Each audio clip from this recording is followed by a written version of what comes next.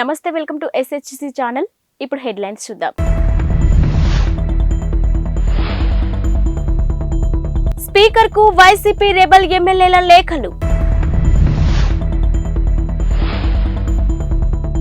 వృద్ధాప్యంలో ఉన్న అత్తను కోడలే చూసుకోవాలి, అది మన సంస్కృతిలోనే ఉంది. జార్ఖండ్ హైకోర్టు తీర్పు. కెనడా ఎన్నికల్లో విదేశీ శక్తుల జోక్యంపై విచారణలో భారత్ పేరు. ఆంధ్రప్రదేశ్ అసెంబ్లీ స్పీకర్ కు వైసీపీ రెబల్ ఎమ్మెల్యేలు తాజాగా లేఖలు రాశారు. తమకు అందిన నోటీసులు వివరణ ఇచ్చేందుకు 4 వారాల గడువు ఇవ్వాలని కోరారు. ఈ మేరకు వైసీపీ రెబల్ ఎమ్మెల్యేలు మేకపాటి చంద్రశేఖర్ రెడ్డి, ఉండవల్లి శ్రీదేవి, కోటంరెడ్డి శ్రీధర్ రెడ్డి, ఆనం రామనారాయణ రెడ్డి బుధవారం స్పీకర్ కార్యాలయానికి విడివిడిగా లేఖలు పంపించారు. తాము అందుకున్న నోటీసులను పరిశీలించాల్సిన అవసరం ఉందని, తమపై ఫిర్యాదు చేసిన వారు సమర్పించిన ఆధారాలను అందించాలని ఈ లేఖలో కోరారు. ఇక వాటిని పరిశీలించేందుకు 4 వారాల గడువు కూడా ఇవ్వాలంటూ విజ్ఞప్తి చేశారు. తమ పార్టీకి చెందిన 4 ఎమ్మెల్యేలు అనైతికంగా పార్టీ మారారని, పార్టీ ఫిరాయింపుల చట్టం ప్రకారం వారిపై చర్యలు తీసుకోవాలని వైసీపీ స్పీకర్ కు ఫిర్యాదు చేసింది. ఇక ఆనం, కోటంరెడ్డి, మేకపాటి, ఉండవల్లి శ్రీదేవిలపై అనర్హత వేటు వేయాలని కోరింది. ఈ ఫిర్యాదును పరిశీలించిన స్పీకర్ తమ్మినేని సీతారాం, పార్టీ ఫిరాయింపులకు పాల్పడిన నేపథ్యంలో వారిపై చర్యలు ఎందుకు తీసుకోకూడదో వివరణ ఇవ్వాలని నోటీసులు జారీ చేశారు. ఇక ఈ నోటీసులకు వివరణ ఇచ్చేందుకు మరింత సమయం కావాలని వైసీపీ రెబల్ ఎమ్మెల్యేలు తాజాగా లేఖలు రాశారు. వృద్ధాప్యంలో ఉన్న అత్త సంరక్షణపై జార్ఖండ్ హైకోర్టు కీలక వ్యాఖ్యలు చేసింది. ఆమె సంరక్షణ బాధ్యతను చూసుకోవాల్సింది కోడలేనని, అది మన సంస్కృతి సాంప్రదాయాల్లోనే ఉంది అని పేర్కొంది. ఇక ఓ విడాకుల కేసు సందర్భంగా కోర్టు ఈ వ్యాఖ్యలు చేసింది. వృద్ధులైన అత్త మామలను లేదా అమ్మమ్మకు సేవ చేయడం స్త్రీ బాధ్యత అని పేర్కొంది. అదొక సాంస్కృతిక ధర్మం అని తెలిపింది. వారి నుంచి విడిపోయినా వేరుగా కాపురం పెట్టాలని భర్తపై ఒత్తిడి తీసుకురావడం సమంజసం కాదని జస్టిస్ సుభాష్ చంద్ర స్పష్టం చేశారు. అంతేకాదు, ఎలాంటి కారణం లేకుండా భర్త నుంచి విడిపోయినట్టయితే మనోవర్తి పొందే హక్కు భార్యకు ఉండదని పేర్కొన్నారు. విడాకుల కేసును విచారించిన ధుమ్కాలోని కుటుంబ న్యాయస్థానం భార్యకు 30,000 రూపాయలు, కుమారుడికి 15,000 రూపాయలు చెల్లించాలని తీర్పునిచ్చింది. ఇక భర్త దీనిని జార్ఖండ్ హైకోర్టులో సవాలు చేశారు. విచారించిన న్యాయస్థానం పై విధంగా తీర్పు చెప్పింది. అంతేకాదు, ఈ సందర్భంగా కుటుంబంలోని మహిళల ప్రాముఖ్యాన్ని చెబుతూ మన స్మృతిలోని విషయాలను ప్రస్తావించడం గమనార్హం. ఖలిస్తానీ ఉగ్రవాది హర్దీప్ సింగ్ నిజ్జార్ హత్య పర్యవసనాలతో భారత్ కెనడా దౌత్య సంబంధాలు దెబ్బతిన్న నేపథ్యంలోనే మరో కీలక పరిణామం చోటు చేసుకుంది. అయితే తమ దేశ ఎన్నికల్లో విదేశీ శక్తుల జోక్యంపై జరుపుతున్న విచారణలో భారత్ పేరును కెనడా చేర్చింది. ఇక ఎన్నికల్లో భారత్ జోక్యం అవకాశాలపై తాము కోరిన సమాచారం అందించాలని కెనడా ప్రభుత్వాన్ని స్వతంత్ర విచారణ కమిషన్ కోరింది. 2019-2021 ఎన్నికల్లో భారత్ జోక్యానికి సంబంధించిన డాక్యుమెంట్లను అందజేయాలని కెనడా ప్రభుత్వాన్ని కోరినట్టు కమిషన్ బుధవారం ఒక ప్రకటనలో పేర్కొంది. ఈ ఆరోపణలకు సంబంధించి ఫెడరల్ ప్రభుత్వం వద్ద పూర్తి సమాచారాన్ని పరిశీలించనున్నట్టు తెలిపింది. ఇక పూర్తిగా పరిశీలించిన తర్వాత విదేశీ జోక్యం గుర్తింపు, దీనిని అరికట్టడానికి సంబంధించిన సిఫార్సులను ప్రభుత్వానికి అందజేయనున్నట్టు తెలిపింది. కాగా విదేశీ శక్తుల జోక్యంలో భారత్ పేరును చేర్చడంపై ఒట్టవాలోని భారత హైకమిషన్ను బుధవారం సంప్రదించగా స్పందించలేదు. కాగా ఈ తాజా పరిణామంతో ఇప్పటికే ఉద్రిక్తంగా ఉన్న ఇరు దేశాల సంబంధాలను మరింత దెబ్బతీయవచ్చనే విశ్లేషణ వెలువడుతున్నాయి. ఏపీ ముఖ్యమంత్రి వైఎస్ జగన్ చేతులెత్తేశారని, వైసీపీ ప్యాకప్ అవుతుందని టీడీపీ యువనేత నారా లోకేష్ అన్నారు. ఎక్స్ వేదికగా ఆయన ఈ వ్యాఖ్యలు చేశారు. ఇక హ్యాపీగా దిగిపోతా ఎన్నికల ముందు జగన్ స్వరంలో నిరాశ పేరుతో ఆంధ్రజ్యోతి దినపత్రికలోని వచ్చిన వార్తను ఆయన షేర్ చేశారు. ఇక 56 నెలలుగా అధికారంలో ఉన్నాను, నేను బెటర్గానే చేశానని అనుకుంటున్నా, ఎలాంటి విచారం లేదు, ఇప్పటికిప్పుడైనా సంతోషంగా దిగిపోతా అంటూ జగన్ నిర్వేదాన్ని వ్యక్తం చేసినట్టు ఈ వార్తలో ఉంది. ఇక తిరుపతిలో జరుగుతున్న ఎడ్యుకేషన్ సమ్మిట్లోని ఆయన ఈ వ్యాఖ్యలు చేశారని సదరు పత్రిక పేర్కొంది. హైదరాబాద్ బిర్యానీ ప్రపంచవ్యాప్తంగా పాపులర్. దీనికి జతగా ఇప్పుడు బిర్యానీ టీ కూడా వచ్చేసింది. ప్రస్తుతం నగరంలో ఈ సరికొత్త ట్రెండ్ వెళ్లాలనుకుంటుంది. ఇక బిర్యానీ రుచిని టీకి జత చేయాలన్న ఆలోచనలో నుంచి పుట్టిన ఈ బిర్యానీ టీ నగరవాసుల మన్ననలు పొందుతుంది.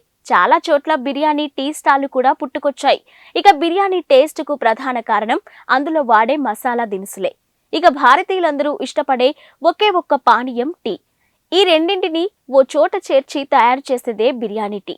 ఇక వేడి నీళ్ళలో స్ట్రాంగ్ టీ పొడితో పాటు బిర్యానీలో వాడే ఆకులు, దాల్చిన చెక్కలు, మసాలా దినుసులు, సోంపు, కావలసినన్ని యాలకులు, నల్ల మిరియాలు, గసగసాలు, అర టీ స్పూన్ ఫెన్నెల్, అర టీ స్పూన్ టీ ఆకులు జోడించి దీన్ని తయారు చేస్తున్నారు.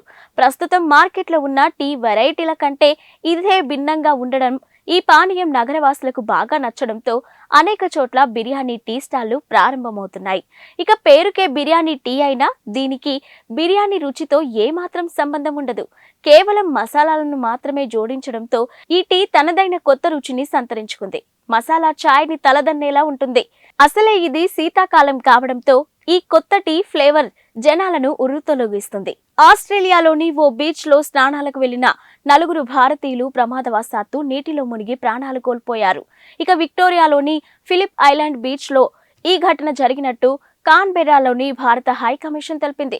ఇది హృదయ విదారక ఘటన అని ఆవేదనను వ్యక్తం చేసింది. బాధితుల స్నేహితులను సంప్రదించి అవసరమైన సాయం అందిస్తామని చెబుతూ వారి కుటుంబాలకు సానుభూతి తెలిపింది. ఇక జనవరి 25న మధ్యాహ్నం 3:30 సమయంలో 3 మహిళలు, ఓ పురుషుడు బీచ్ లో ప్రమాదంలో ఉన్నట్టు తమకు సమాచారం అందినట్టు విక్టోరియా పోలీసులు తెలిపారు. వెంటనే అక్కడికి చేరుకొని వారిని రక్షించే ప్రయత్నం చేశామని, అయితే అప్పటికే 2 మహిళలు, ఓ పురుషుడు ప్రాణాలు కోల్పోయారని తెలిపారు. ఇక అపస్మారక స్థితిలో ఉన్న మరో మహిళను ఆసుపత్రికి తరలించినట్టు చెప్పారు. అక్కడ ఆమె చికిత్స పొందుతూ మృతి చెందినట్టు తెలిపారు. వీరి మృతి వెనుక కారణాలు ఏంటి అని అనుమానాస్పద పరిస్థితులేవీ లేవని దర్యాప్తు చేస్తున్నప్పుడు పేర్కొన్నారు. భారత దిగ్గజ బాక్సర్ మేరీ కోమ్ రిటైర్మెంట్ ప్రకటించిందంటూ గురువారం ఉదయం నుంచి వార్తలు వస్తున్నాయి. అయితే ఈ వార్తలను ఆమె ఖండించారు. తాను ఇంకా రిటైర్మెంట్ ప్రకటించలేదని స్పష్టం చేశారు. తన వ్యాఖ్యలను తప్పుగా ప్రచారం చేస్తున్నారని క్లారిటీ ఇచ్చారు. తాను ఎప్పుడు ప్రకటించాలనుకున్నా వ్యక్తిగతంగా మీడియా ముందుకు వస్తానని తెలిపారు. తాను రిటైర్మెంట్ ప్రకటించానంటూ కొన్ని మీడియా కథనాలు వస్తున్నాయని, ఇక అందులో నిజం లేదని ఆమె వివరించారు.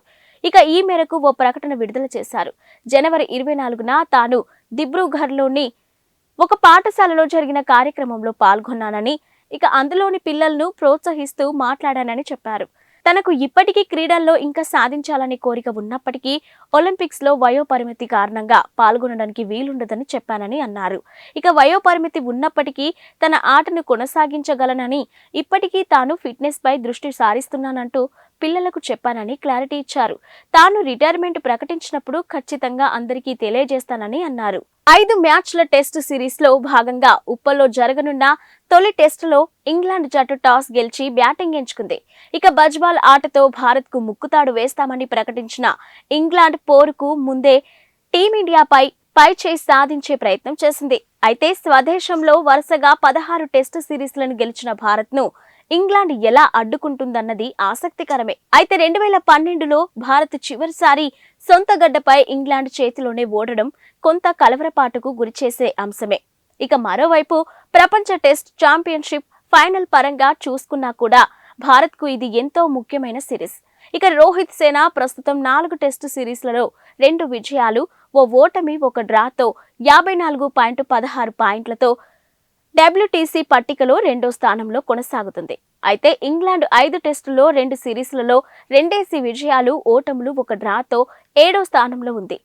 టాస్ అనంతరం రోహిత్ శర్మ మాట్లాడుతూ 5 మ్యాచ్ల టెస్ట్ సిరీస్ ను తొలిసారి ఆడుతున్నట్టు చెప్పారు. అయితే కుర్రాళ్లందరూ ఉత్సాహంగా ఉన్నారని, ఇలాంటి వాతావరణంలో తాము గతంలోనూ ఆడామని చెప్పుకొచ్చాడు. 3 స్పిన్నర్లు, 2 పేసర్లతో బరిలోకి దిగుతున్నట్టు చెప్పాడు. మాలీలో ఘోర ప్రమాదం జరిగింది. అక్రమంగా నిర్వహిస్తున్న బంగారు గని కూలింది. ఈ ప్రమాదంలో 70 మందికి పైగా మృత్యువాత పడ్డారు. గత వారం జరిగిన ఈ విషాద ఘటన ఆలస్యంగా వెలుగులోకి వచ్చింది. భయాందోళనల మధ్య సెర్చ్ ఆపరేషన్ జరుగుతుంది. ఇక మృతుల సంఖ్య మరింత పెరిగే అవకాశం ఉందని Mali geology and mining directorate senior అధికారి కరీం బెర్త్ వెల్లడించారు. ఇక నైరుతి కౌలీకోరాలోని ప్రాంతంలోని కంగబాగా జిల్లాల్లో ఈ దుర్ఘటన జరిగిందని తెలిపారు. గని కూలడానికి గల కారణాలపై దర్యాప్తు చేస్తున్నామని తెలిపారు. కాగా ప్రమాదం జరిగిన 4 రోజుల తర్వాత ప్రకటన విడుదల చేయడం గమనార్హమని అన్నారు. ఇక మైనింగ్ లో పాల్గొన్న చాలా మంది చనిపోయారని, వీరిలో అత్యధికులు మైనర్లు కూడా ఉన్నారని చెప్పారు. భవిష్యత్తులో ఇలాంటి ప్రమాదాలు జరగకుండా మైనింగ్ రంగంలో కొన్ని చర్యలు తీసుకురావాల్సి ఉందని బెర్తే అన్నారు. బుధవారం ఉదయం 10 గంటలకు ఆన్లైన్ విడుదల చేసిన శ్రీవారి 300 రూపాయల టికెట్ల ప్రవేశ దర్శనకు టికెట్లు గంటల వ్యవధిలోనే అమ్ముడుపోయాయని టీడీపీ ప్రకటించింది. ఇక భక్తులు కేవలం 2 గంటల 45 నిమిషాల వ్యవధిలోనే కొనుగోలు చేశారని తెలిపింది. ఇక శ్రీవారి ఆర్జిత సేవలు, లక్కీ డిప్, వృద్ధులు, దివ్యాంగులు, శ్రీవాణి ట్రస్ట్ 300 రూపాయలకే ప్రవేశపెట్టిన దర్శనం టికెట్లను బుధవారం ఉదయం 10 గంటలకు ఆన్లైన్ విడుదల చేసిన శ్రీవారి 300 రూపాయల ప్రత్యేక ప్రవేశ దర్శనం టికెట్లు గంటల వ్యవధిలోనే అమ్ముడుపోయాయని టీటీడీ ప్రకటించింది. భక్తులు కేవలం 2 గంటల 45 నిమిషాల వ్యవధిలోనే కొనుగోలు చేశారని తెలిపింది. ఇక శ్రీవారి ఆర్జిత సేవలు, లక్కీ డిప్, వృద్ధులు, దివ్యాంగులు, శ్రీవాణి ట్రస్ట్ 300 రూపాయల ప్రత్యేక ప్రవేశ దర్శనం టికెట్లను ఈ నెల 18 నుంచి 24 మధ్య టీటీడీ అందుబాటులో ఉంచింది. కాగా ఏప్రిల్ నెలకు సంబంధించి శ్రీవారి దర్శన టికెట్లు పొందిన భక్తుల కోసం మాత్రమే తొలిసారి వసతి గదుల కేటాయింపును ఆన్లైన్లో నిర్వహించింది. ఈ మేరకు టీటీడీ వివరాలను వెల్లడించింది. ఇవి ఇప్పటివరకున్న బులెటిన్ అప్డేట్స్.